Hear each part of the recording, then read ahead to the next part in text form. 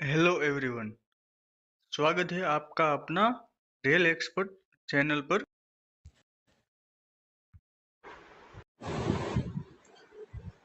तो आज हम लेकर आए हैं सीनियर क्लर्क कम टाइपिस्ट का पेपर, जो इसका पार्ट 1 हमने पहले बना दिया था। अब हम आज इसका पार्ट 2 लेकर आए हैं।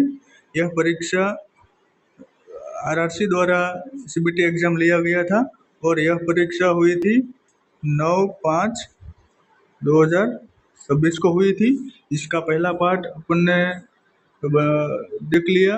अगर आपने नहीं देखा हो तो इसका इस वीडियो में मैं पहला पार्ट का लिंक दे दूंगा। पहले पार्ट के बारे में भी, चर्चा कर लिया। इसमें पहले पार्ट में हमने 1 से 50 क्वेश्चन तक डिस्कस कर लिया। अब हम आगे के क्वेश्चन नंबर 51 से इस पार्ट में शुरू करेंगे। तो वीडियो के अंत तक ज़रूर बने रहिएगा और हमारे चैनल को लाइक शेयर और सब्सक्राइब ज़रूर करिएगा। अब बढ़ते हैं वीडियो की ओर। क्वेश्चन नंबर 51 है, 7वें वेतन आयोग के अनुसार नर्सिंग स्टाफ के लिए नर्सिंग भत्ता और ड्रेस भत्ता संशोधित किया गया है। तो 7वें वेतन के अनुसार जो नर्सिंग स्टाफ को नर्सिंग अलाउंस और ड्रेस अलाउंस जो मिलता था वो अभी कितना मिल रहा है। तो यह अभी वर्तमान में मिल रहा है। इसका पहले मिलता था नर्सिंग अलाउंस 7200 मिलता था, 7200 मिलता था, जो अभी DA 50% क्रॉस हो जाने के कारण वे बढ़कर 9000 हो गया है नर्सिंग अलाउंस। और जो ड्रेस अलाउंस है नर्सिंग स्टाफ को, वो पहले 1800 मिलता था, वो अभी 2250 हो गया है। तो इसका सही उत्तर हो जाएगा ऑप्शन सी। सही उत्तर हो जाएगा 9000 पर मंथ और 2250 पर मंथ। अब बढ़ते हैं अगले क्वेश्चन की ओर। क्वेश्चन नंबर 52 है,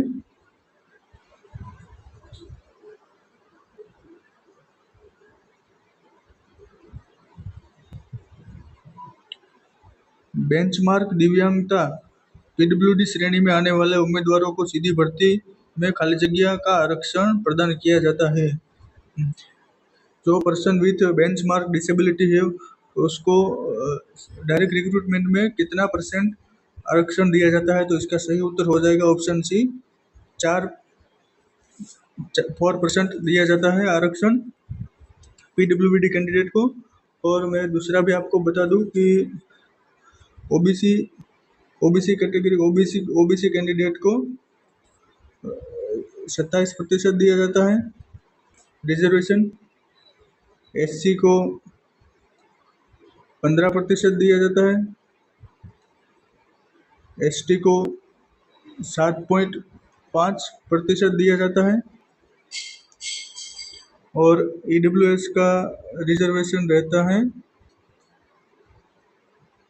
10%। यह भी ध्यान रखिएगा। अब बढ़ते अगले क्वेश्चन की ओर। क्वेश्चन नंबर 53 है, रेल सेवा आचरण नियम 1967 का कौन सा नियम रेलवे कर्मचारी को दहेज लेने या देने से रोकता है। तो इसका सही उत्तर हो जाएगा ऑप्शन ए, नियम 13/A/1। और अपने और भी देख लेते हैं। नियम 15/A है, जिसके तहत मतलब रेलवे आवास किराए पर नहीं देने का प्रावधान दिया गया है। तो ये भी ध्यान रखिएगा। बढ़ते अगले क्वेश्चन की ओर। क्वेश्चन नंबर 54 है, यदि कोई रेलवे कर्मचारी आतंकवादी संगठन का समर्थन करने और राज्य की सुरक्षा के खिलाफ कार्य करने में पाया जाता है तो उसे सेवा से बर्खास्त किया जा सकता है। रेलवे कर्मचारी अनुशासन और अपील नियम 1968 के निम्नलिखित किस नियम के तहत दंड लगाया जा सकता है। तो इसका सही उत्तर हो जाएगा ऑप्शन सी, 14/3 नियम के तहत दंड लगाया जा सकता है। अगला क्वेश्चन है क्वेश्चन नंबर 55। विशेष लाइसेंस शुल्क सामान्य लाइसेंस शुल्क का कितना गुना होता है? जो स्पेशल लाइसेंस फीस है जो नॉर्मल लाइसेंस फीस की कितना गुनी होती है? तो इसका सही उत्तर हो जाएगा ऑप्शन ए, 2 गुना होता है, डबल होता है। बढ़ते अगले क्वेश्चन की ओर। Question number 56। ट्रेड यूनियन अधिनियम 1926 के अंतर्गत किसी पंजीकृत ट्रेड यूनियन की सदस्यता के लिए निर्धारित न्यूनतम अर्हक आयु क्या है? तो इसका सही उत्तर हो जाएगा ऑप्शन बी, 15 साल। अगला क्वेश्चन है 57। रेल सेवा आचरण नियम 1966 के नियम खाली जगह के अनुसार कोई भी रेल सेवक उससे आवंटित सरकारी आवास को किसी अन्य व्यक्ति को उप भाड़े या पट्टे पर या किसी अन्य रूप से देने की अनुमति नहीं देगा। तो इसका सही उत्तर हो जाएगा ऑप्शन सी। अभी हमने आगे के क्वेश्चन में भी देखा था, 15/A रूल के तहत रेलवे आवास भाड़े पे या किराए पे नहीं दे सकते हैं। बढ़ते अगला क्वेश्चन की ओर। क्वेश्चन नंबर है 58। 10 वर्षों की 57 में मैं आपको एक ये भी समझा दूं कि रूल नंबर 15 है वो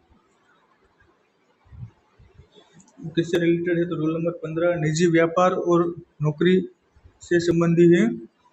कोई निजी व्यापार या नौकरी नहीं कर सकता है रेलवे कर्मचारी। बढ़ते अगले क्वेश्चन की ओर। क्वेश्चन नंबर 58 है 10 वर्षों की अर्हता प्राप्त सेवा पूरी करने के बाद चिकित्सीय अक्षमता के कारण सेवानिवृत्त होने वाले रेलवे कर्मचारी के लिए न्यूनतम स्वीकृत पेंशन कितनी है?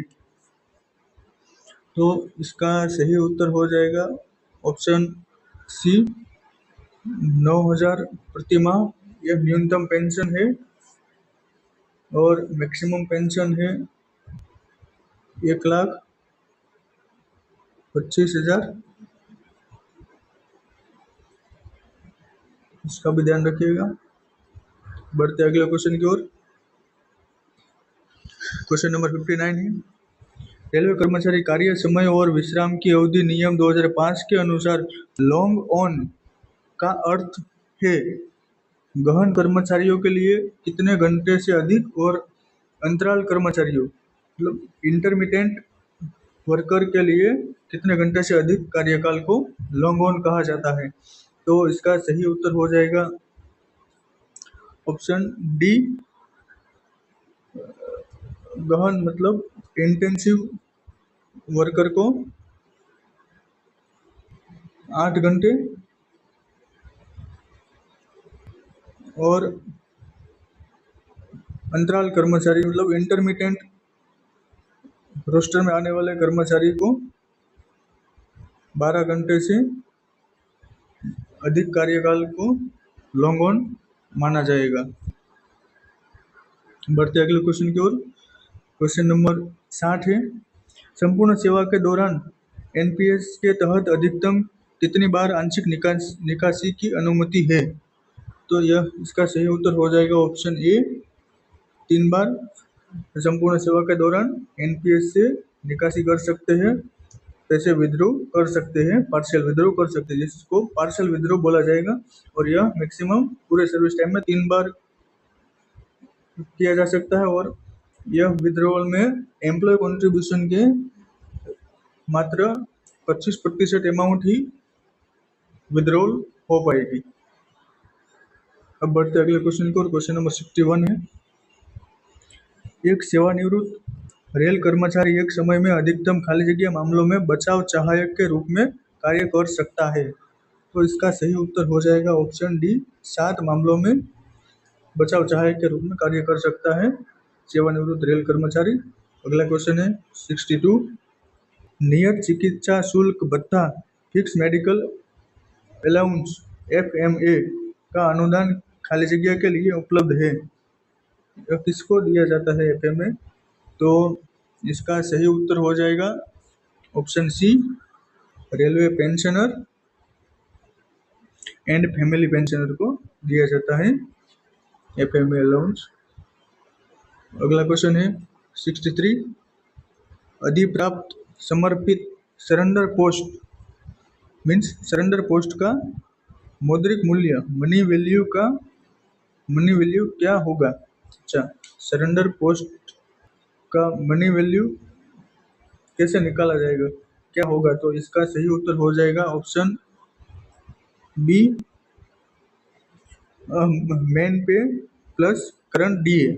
तो औसत वेतन प्लस वर्तमान डीए। तो यह कैसे निकालते हैं ये मैं आपको बता देता हूँ। औसत वेतन होता है कोई भी लेवल का पोस्ट हो, मानो कि लेवल 1 का हो तो लेवल 1 में शुरू का स्टेज और लास्ट स्टेज का दोनों का एवरेज निकाला जाता है और उसी को मेन पे बोलते हैं और प्लस उसमें करंट डीए जोड़ दिया जाता है।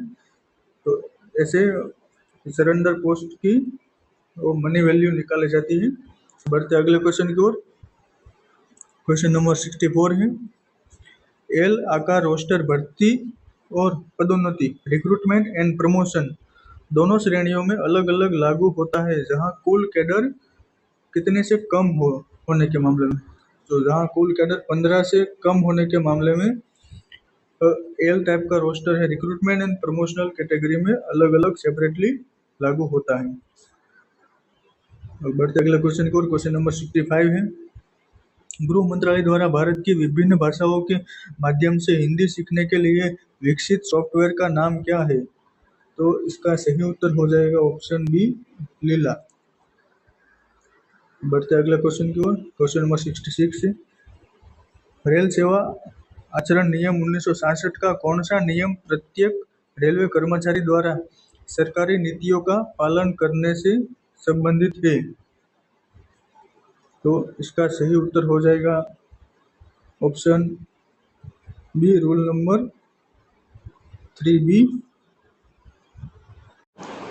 और मैं आपको ये भी बता दूं कि रूल नंबर 3A जो है उसमें यह प्रावधान है तत्परता और शिष्टता 3A के अंदर आता है। और 3C में आपको पता होगा 3C किससे संबंधित है? तो यह है कामकाजी महिलाओं के यौन उत्पीड़न से निषेध के संबंध में है, सेक्सुअल हरेसमेंट के संबंध में है। तो बढ़ते अगले क्वेश्चन की ओर। क्वेश्चन नंबर 67 है, सिस्टर इंचार्ज रेल सेवक काम के घंटे और आराम की अवधि नियम के तहत खाली जगह के पदों के उदाहरण है।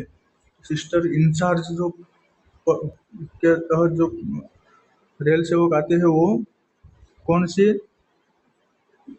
उसमें आते हैं क्लासिफिकेशन में? तो इसका क्लासिफाइड किया गया है, यह आते हैं एक्सक्लूडेड क्लास में आते हैं। इसको ऑप्शन डी सही उत्तर हो जाएगा। अब बढ़ते अगले क्वेश्चन की ओर। क्वेश्चन नंबर 68 है, दिव्यांग बच्चों के मामले में बाल शिक्षा भत्ता का दावा करने की अधिकतम आयु सीमा कितने वर्ष है? दिव्यांग बच्चे के मामले में 22 साल तक का बच्चा हो तब तक शिक्षा भत्ता का दावा किया जा सकता है। बढ़ते अगले क्वेश्चन की ओर। 69, कारीगर श्रेणियों में एक कर्मचारी को ट्रेड टेस्ट पास किए बिना कितने खाली जगह के लिए तदर्थ आधार पर तदर्थ आधार एड होक बेसिस पर कार्य करने की अनुमति दी जा सकती है? तो इसका सही उत्तर हो जाएगा 6 सप्ताह के लिए, ऑप्शन सी सही उत्तर हो जाएगा। बढ़ते अगले क्वेश्चन की ओर। क्वेश्चन नंबर 70 है, भारतीय रेलवे में राजपत्रित अधिकारियों के सर्विस रिकॉर्ड का रखरखाव कौन सा विभाग करता है? तो इसका सही उत्तर हो जाएगा ऑप्शन ए, लेखा विभाग करता है, अकाउंट विभाग करता है, गजेटेड ऑफिसर का सर्विस रिकॉर्ड का रख रखाव। क्वेश्चन नंबर 71 है, समग्र स्थानांतरण अनुदान कंपोजिट ट्रांसफर ग्रांट सीटीजी के मामले में कौन से मामले में दिया जाएगा? तो इसका सही उत्तर हो जाएगा, देखिए पहला है administrative transfer, yes administrative transfer पर सीटीजी मिलता है। दूसरा है म्यूचुअल ट्रांसफर, इस पर नहीं मिलता है। तीसरा है ऑन रिक्वेस्ट, इस पे भी नहीं मिलता है।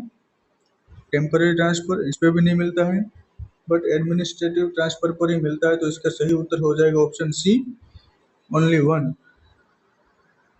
अगला क्वेश्चन है 72, यदि उच्च न्यायालय के आदेश के खिलाफ सर्वोच्च न्यायालय में विशेष अनुमति याचिका स्पेशल लीव पिटीशन एसएलपी दायर करनी है, तो इसे निर्णय की तारीख से खाली जगह महीने के भीतर दायर किया जाना चाहिए। तो इसका सही उत्तर हो जाएगा ऑप्शन बी, 3 महीने के भीतर दायर किया जाना चाहिए। अगला क्वेश्चन है 73, सेवानिवृत्ति ओब्लिक मृत्यु की तारीख से खाली जगह के भीतर निपटान पास सेटलमेंट पास का आवेदन पत्र दिया जाना चाहिए। कितने समय में निपटान सेटलमेंट पास का आवेदन दिया जाना चाहिए? डेथ के बाद में, तो सेवानिवृत्ति के बाद में। तो इसका सही उत्तर हो जाएगा ऑप्शन डी, 1 साल तक दे सकते हैं। बढ़ते अगले क्वेश्चन की ओर। क्वेश्चन नंबर 74 है, वेतन से भविष्य निधि पीएफ की कटौती किस दर से की जा रही है?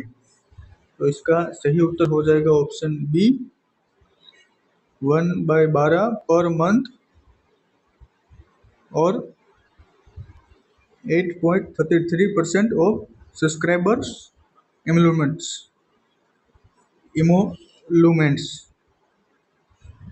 तो ऑप्शन बी सही उत्तर हो जाएगा, प्रत्येक माह 1/12 या अभिदाता के वेतन का 8.33%। अगला क्वेश्चन है 75, यदि हिंदी सलाहकार समिति का कार्यकाल कितने वर्ष का होता है?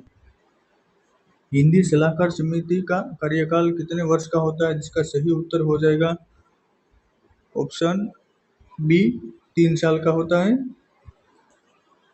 बढ़ते अगले क्वेश्चन की ओर। क्वेश्चन नंबर 76 है, कारखाना अधिनियम की किस धारा के अंतर्गत कैंटीन की व्यवस्था की जानी चाहिए? तो इसका सही उत्तर हो जाएगा ऑप्शन डी, धारा नंबर 46 के तहत कैंटीन की व्यवस्था की जानी चाहिए। अगला क्वेश्चन है क्वेश्चन नंबर 77, निम्नलिखित में से किस ग्रेड में क्षेत्रीय रेलवे और उत्पादन इकाइयां वार्षिक रूप से सांस्कृतिक कोटा कल्चरल कोटा के तहत व्यक्तियों की भर्ती कर सकती है? कौन से ग्रेड में, मतलब ये zonal railway and production unit जो है वो कल्चरल कोटा के तहत भर्ती कर सकती है। तो इसका सही उत्तर हो जाएगा ऑप्शन सी, लेवल 2 में 2 के पोस्ट के लिए कर सकते हैं कल्चरल कोटा के तहत भर्ती। अगला क्वेश्चन है क्वेश्चन नंबर 78, रेलवे कर्मचारी के लिए घर के निर्माण की लागत की वर्तमान अधिकतम सीमा क्या है? Current ceiling limit for cost of construction of house. इसका सही उत्तर हो जाएगा ऑप्शन सी, 1 करोड़। अगला क्वेश्चन है 79, जीपी 4200 लेवल 6 के पद पर चयन के लिए चयन समिति में शामिल होने चाहिए। लेवल 6 के पद पर चयन के लिए चयन समिति में जेएजी ऑफिसर होना जरूरी है, जूनियर एडमिनिस्ट्रेटिव ग्रेड ऑफिसर। तो ऑप्शन सी सही उत्तर हो जाएगा। अगला क्वेश्चन है 80 नंबर, मान्यता प्राप्त ट्रेड यूनियनों के पदाधिकारी रेलवे कर्मचारियों के स्थानांतरण के मामले में विवाद होने पर अंतिम प्राधिकरण कौन होता है? तो इसका सही उत्तर हो जाएगा ऑप्शन बी, जीएम होता है। बढ़ते अगले क्वेश्चन की ओर। क्वेश्चन नंबर 81 है, किस अधिकतम अवधि तक जूनियर एडमिनिस्ट्रेटिव ग्रेड जेएजी तक के अधिकारी को अतिरिक्त पद भत्ता जो एडिशनल पोस्ट अलाउंस रहता है वो दिया जा सकता है? कितने समय तक? तो इसका सही उत्तर हो जाएगा ऑप्शन डी, 6 मंथ तक दिया जा सकता है एडिशनल पोस्ट अलाउंस जेएजी अधिकारी को, जेएजी तक के अधिकारी को, जेएजी ग्रेड तक के या उसके नीचे से सभी अधिकारियों को भी मिलता है। बढ़ते अगले क्वेश्चन को। क्वेश्चन नंबर 82 है, मंडल स्तर पर प्रेम बैठक का अध्यक्ष कौन होता है? तो इसका सही उत्तर हो जाएगा ऑप्शन सी, डीआरएम होता है। डिविजनल रेलवे मैनेजर, मंडल रेल प्रबंधक होते हैं प्रेम बैठक के अध्यक्ष मंडल स्तर पर। अगला क्वेश्चन है 83, एक ट्रेड टेस्ट में असफल कर्मचारी खाली जगह के बाद फिर से नए ट्रेड टेस्ट में भाग ले सकता है? तो इसका सही उत्तर हो जाएगा ऑप्शन बी, 6 महीने के बाद दूसरे नए ट्रेड टेस्ट में भाग ले सकता है। अब बढ़ते अगले क्वेश्चन की ओर। क्वेश्चन नंबर 84 है, प्राण का पूरा नाम क्या है तथा प्राण में कितने अंक होते हैं? तो प्राण का पूरा नाम है परमानेंट रिटायरमेंट अकाउंट नंबर, और इसमें 12 अंक होते हैं, तो ऑप्शन ए सही उत्तर हो जाएगा। अगला क्वेश्चन है 85, रेलवे कर्मचारी के लिए स्वीकार्य अधिकतम कार्यभार ग्रहण करने का समय क्या है? तो यह मैक्सिमम ज्वाइनिंग टाइम लीव 15 दिन तक मिलती है, तो ऑप्शन सी सही उत्तर हो जाएगा। इसमें मैं आपको बता दूं कि ये जो 10 दिन है यह 1000 किमी से कम की दूरी हो तो 10 दिन का ज्वाइनिंग टाइम लीव मिलता है, तथा ये जो 12 दिन है यह 1000 से ऊपर और 2000 से कम की दूरी हो तो 12 दिन मिलते हैं ज्वाइनिंग टाइम लीव, और यह 15 दिन है जो 2000 से अधिक किमी की दूरी पर मिलते हैं, तथा उसमें 2000 की अधिक किमी की दूरी हो और हवाई यात्रा भी शामिल हो तो इसमें 12 दिन ही मिलते हैं।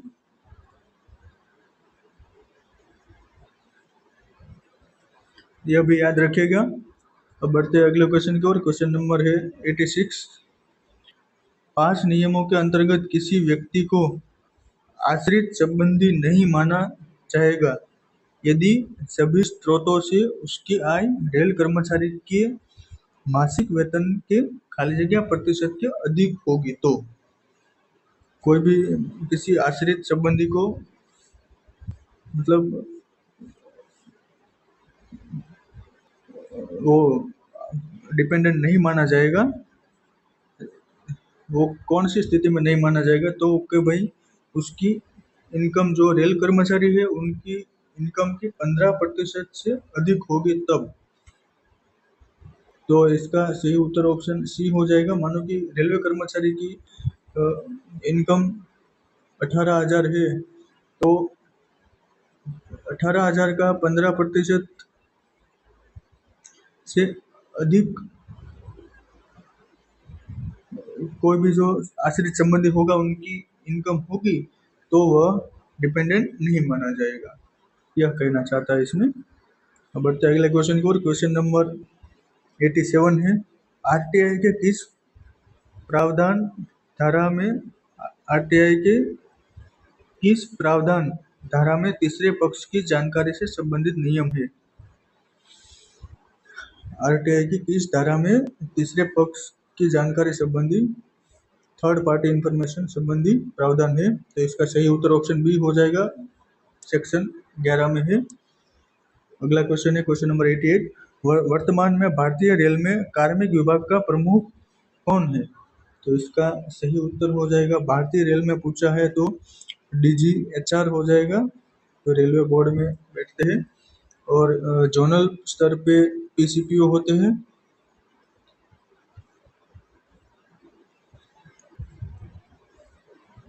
पर्सनल डिपार्टमेंट के हेड। बढ़ते अगले क्वेश्चन की ओर। क्वेश्चन नंबर 89 है, प्रथम राजभाषा आयोग के अध्यक्ष कौन थे? इसका सही उत्तर हो जाएगा BG खेर, बाल गंगाधर खेर, ऑप्शन डी सही उत्तर हो जाएगा। अगला क्वेश्चन है क्वेश्चन नंबर 90। अपने बच्चे की शिक्षा के लिए सहायता पाने के लिए रेल कर्मचारी को कम से कम खाली जगह वर्ष की सेवा पूरी करनी चाहिए। तो बच्चे का चिल्ड्रन एजुकेशन का जो भी लाभ मिलता है वो पाने के लिए रेल कर्मचारी की कम से कम कितने साल की नौकरी होनी चाहिए? तो ऐसा कोई रूल नहीं है, तो इसमें सही उत्तर हो जाएगा ऑप्शन डी, इसमें से कोई नहीं। अब हम बढ़ते हैं अगले क्वेश्चन की ओर। क्वेश्चन नंबर है 91। एक रेलवे कर्मचारी की निलंबन अवधि का विस्तार एक समय में खाली जगह दिन से अधिक नहीं होगा। सस्पेंशन मैक्सिमम कितने दिन तक सस्पेंशन पीरियड पे रख सकते हैं? तो इसका सही उत्तर हो जाएगा ऑप्शन सी, 90 दिन। 90 दिन से ज़्यादा सस्पेंशन पे नहीं रख सकते हैं। अगला क्वेश्चन की ओर बढ़ते हैं। क्वेश्चन नंबर 92 है, अंतर रेलवे स्थानांतरण के लिए किस श्रेणी के अराजपत्रित कर्मचारियों को न्यूनतम 5 वर्ष की सेवा की शर्त से छूट दी जाएगी? तो इसमें स्काउट्स ग्राउंड में भी छूट दी जाती है, उसमें 5 साल की सेवा की जरूरत नहीं है। Care giver of A disable child, विकलांग बच्चे की देखभाल करने वाले के लिए भी कोई और नहीं है, न्यूनतम 5 वर्ष सेवा होनी चाहिए ऐसा नहीं है। और फिजिकली हैंडीकैप एम्प्लॉय के लिए भी यह वो नहीं है, बाधा नहीं है। तो इसके ऊपर दिए गए जो सारे जो सभी विकल्प सही हो जाएगा, तो ऑप्शन डी सही उत्तर हो जाएगा।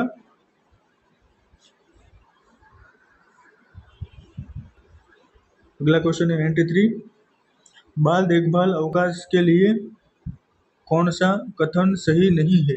सही नहीं है, तो इसमें देखते हैं अपने एक एक करके।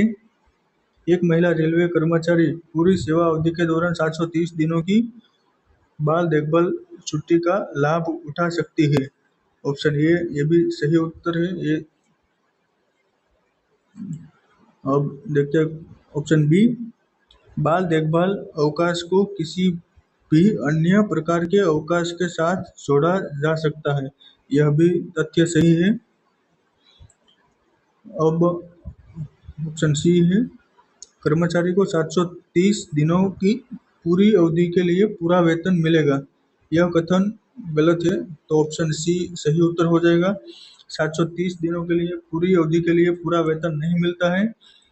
पहले फर्स्ट 365 दिन के लिए फुल मिलता है और सेकंड 365 दिन के लिए हाफ वेतन मिलता है।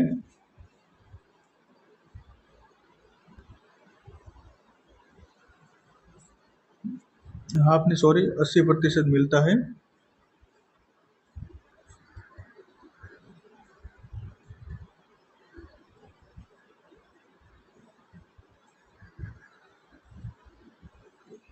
और ऑप्शन डी है,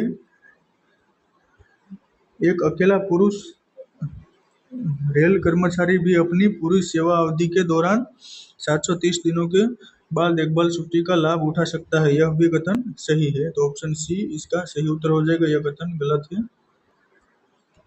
बढ़ते अगले क्वेश्चन की ओर। क्वेश्चन नंबर 94 है, जब राष्ट्रीय पेंशन प्रणाली के तहत कवर किया गया एक रेल कर्मचारी निलंबन के अधीन होता है तो निलंबन की अवधि के लिए एनपीएस में योगदान की राशि क्या होगी? जब सस्पेंशन पे रहते हैं तब मतलब एक एनपीएस में कंट्रीब्यूशन कितना रहेगा, तो उसका सही उत्तर हो जाएगा ऑप्शन ए, तब एनपीएस में कोई कंट्रीब्यूशन नहीं जाता है। अगला क्वेश्चन की ओर बढ़ते, क्वेश्चन नंबर 95 है, रेलवे सेवा से बर्खास्त या हटाए गए रेल सेवक को किस प्रकार की पेंशन या भत्ता दिया जाता है? तो इसका सही उत्तर हो जाएगा ऑप्शन डी, कंपैशनेट अलाउंस, अनुकंपा भत्ता दिया जाता है। अगला क्वेश्चन है 96, अध्ययन अवकाश पर जाने वाले कर्मचारी बिना किसी प्रमाण पत्र के अध्ययन अवकाश के पहले खाली जगह दिनों के लिए मकान किराया भत्ता पाने के हकदार है। तो यह बिना किसी प्रमाण पत्र के मतलब अध्ययन अवकाश के पहले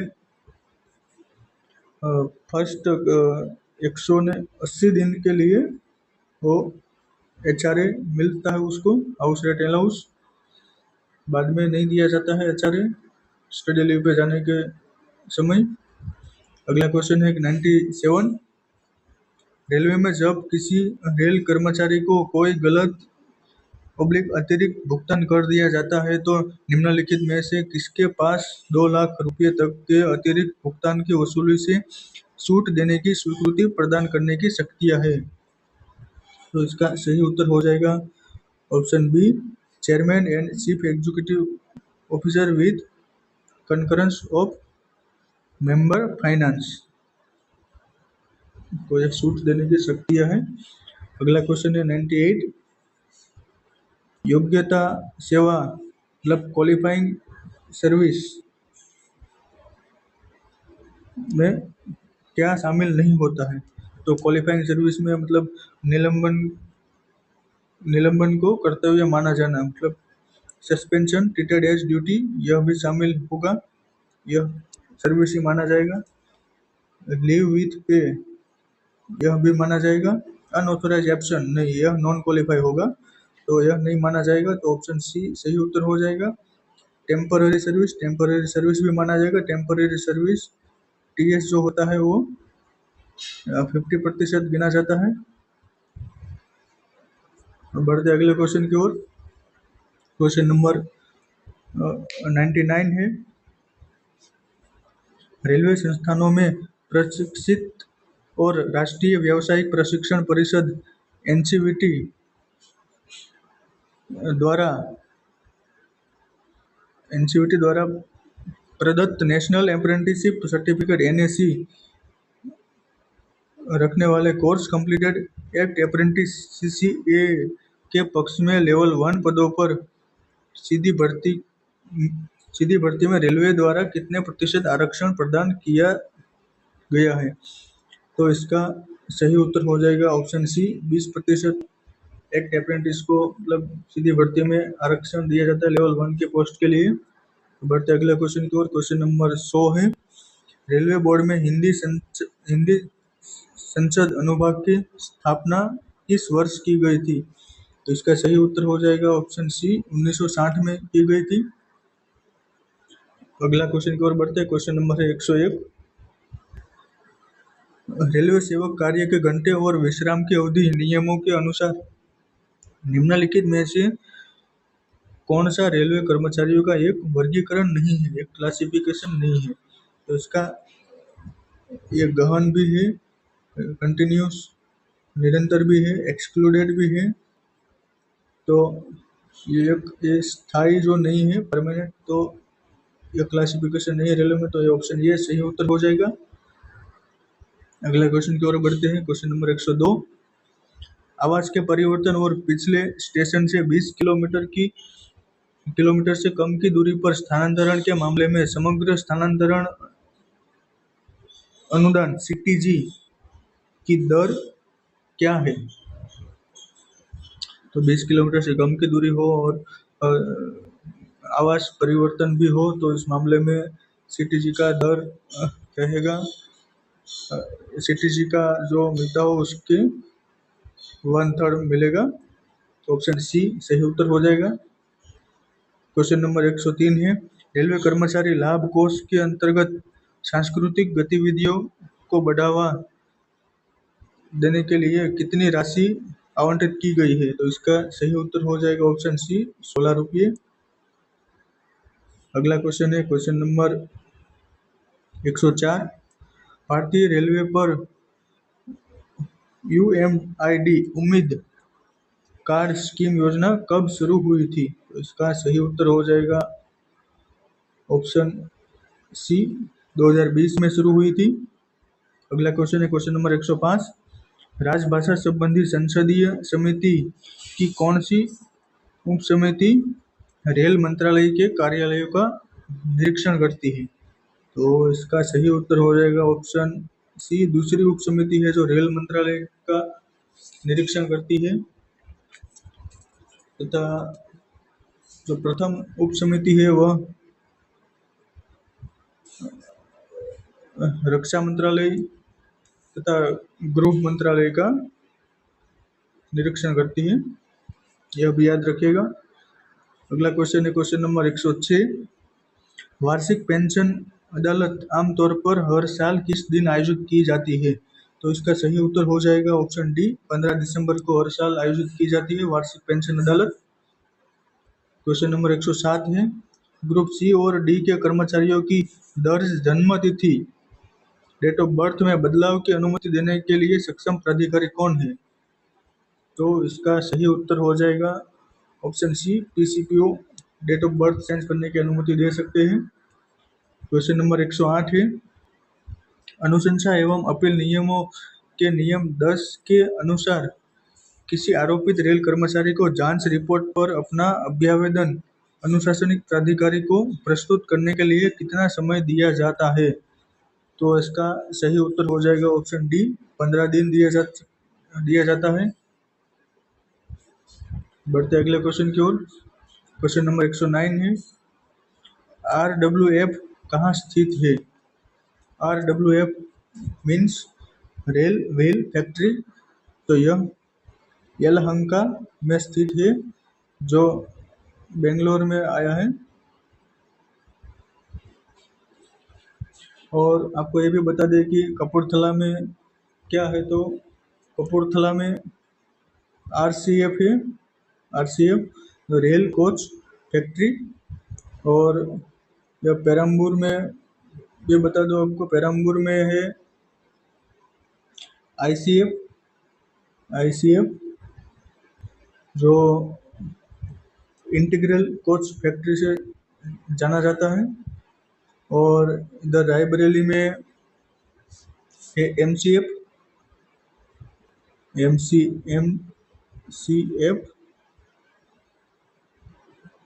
यह है रायबरेली में जो मॉडर्न कोच फैक्ट्री कहलाता है, यह भी याद रखिएगा। अगला क्वेश्चन है क्वेश्चन नंबर 110। ग्रुप सी और ग्रुप डी पदों में वरिष्ठता सह उपयुक्तता सीनियोरिटी कम सुटेबिलिटी के आधार पर पदोन्नति में SC/ST आरक्षण कब से प्रदान किया गया, कब से लागू किया गया? तो इसका सही उत्तर हो जाएगा ऑप्शन बी, 1972 से लागू किया गया आरक्षण। तो दोस्तों यह थे हमारे 110 क्वेश्चन जो हमने शुरू किया 51 से, और यह हमारा पार्ट बी है। तो पूरा वीडियो देखने के लिए आप सभी का खूब खूब धन्यवाद। और मैं यह पार्ट बी का लिंक मैं आपको पार्ट 1 के वीडियो में भी मिल जाएगा, और पार्ट 1 का जो वीडियो हमने बना रखा है ऑलरेडी उसमें मैं यह पार्ट बी का लिंक दे दूंगा, और इस वीडियो में पार्ट 1 का भी लिंक मिल जाएगा। तो ऐसे ही बने रहिएगा हमारे साथ। अब मिलते हैं आगे के वीडियो में। तो फिर से